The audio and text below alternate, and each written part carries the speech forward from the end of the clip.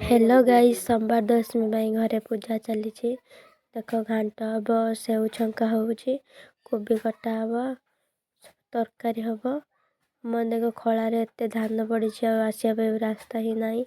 ଦେଖନ୍ତୁ ଆପଣଙ୍କ ଗାଁରେ ବି ଏମିତି କଚଡ଼ା ସବୁ ରହିଛି। ଆପଣ ଧାନ ଚାଷ କରନ୍ତି ନାହିଁ?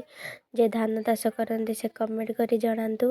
ମୁଁ ତାପରେ ଟାଇମ୍ ପାଇଲିନି, ଏବେ ଟାଇମ୍ ପାଇ ବ୍ରସ୍ କରି ଟିକେ ଖାଇଦେଲି। ଏଇ ତ ମୋ ଭାଉଜ ବି ଖାଉଛି। ମୁଁ ଏଇ ତ ଖାଇକି ଭଜାଟା ବହୁତ ଟେଷ୍ଟ ହେଇଥିଲା। ଖାଇସାରି ମୁଁ ଯାଇକି ବନାବନି ସବୁ କରିଦେଲି। ଭାଉଜ ବି କାଟୁଥିଲେ। ମୁଁ ଏବେ ସେଉ ଛାଙ୍କିଦେଲି, ସେଥିପାଇଁ ମୋ ଫେସ୍ ଦେଖେଇ ପାଇଲିନି। ଭାଉଜ ପକଉଛି, ମୁଁ ଏଠି ଚୁଲି ପାଖରେ ବସି ଚୁଲି ଜାଳୁଛି। ଦେଖନ୍ତୁ ସେଉ କେମିତି ତାର କୋବି ଭାଜିଦେଲି। କୋବି ଭାଜି ଦେଇ କନ ଗାଜର ସବୁ ଭଜା ହବ। ଆପଣମାନେ ବି ସୋମବାର ଦଶମୀରେ ଏମିତି ତରକାରୀ କରନ୍ତି।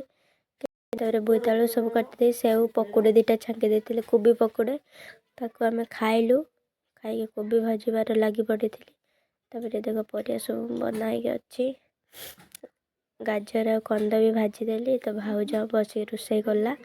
ମୁଁ ଏବେ ଗଲି, ମୁଁ ଟିକେ ବୁଲି ଆସେ। ତାପରେ ହାଣ୍ଡିର ସବୁ ଆମେ ସବୁ ହାଣ୍ଡିର ପକେଇଦେଲୁ। ଏଇ ତ ଚାଲନ୍ତୁ ଦେଖିବା ଫେର ହାଣ୍ଡିର ସିଝିଗଲାଣି ନା ନାହିଁ। ସିଝିଛି କି ସେମିତି ଅଛି। ସିଝିଗଲାଣି ଅଧା, ଆଉ ଅଧା ସିଝା। ମୁଁ ଲୁଣ ପକେଇଦେଲି, ତାପରେ ହଳଦୀ ଏବେ ପକେଇବି। ତାପରେ ହେଇଗଲା ତରକାରୀ। ଦେଖନ୍ତୁ ଭିଡ଼ିଓ ଯଦି ଭଲ ଲାଗିଥାଏ ଲାଇକ୍ ସେୟାର ସବସ୍କ୍ରାଇବ୍ କରିଦିଅନ୍ତୁ। ଖସି ପଡ଼େଇଲି। ଜୟ ଜଗନ୍ନାଥ। ଆମର ଏବେ ପିଠା ହବ। ଏଇତ ଭୋଗ ମୁଗ ନେଇ ଆମର ପୂଜା ହବ। ମୋତେ ଥଣ୍ଡା ହେଇଛି, ମୋ ସେଥିପାଇଁ ମୋ ଭଏସ୍ଟା ଭଲ ଶୁଭୁନି, କ୍ଷମା କରିଦେବେ। ରହିଲି। ଜୟ ଜଗନ୍ନାଥ।